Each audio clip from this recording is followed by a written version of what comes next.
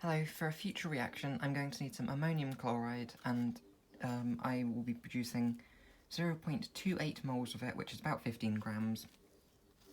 Here we have our ammonia solution at 35%, and this is hydrochloric acid at 10% concentration. We're going to react them in 15 millilitres of ammonia to about 90 millilitres of hydrochloric acid.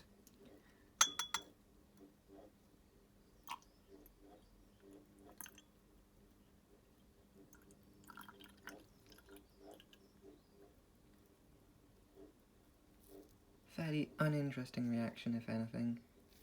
Anyway, they should be reacting right now, and they will be forming the ammonium chloride. After a while, I will boil this down.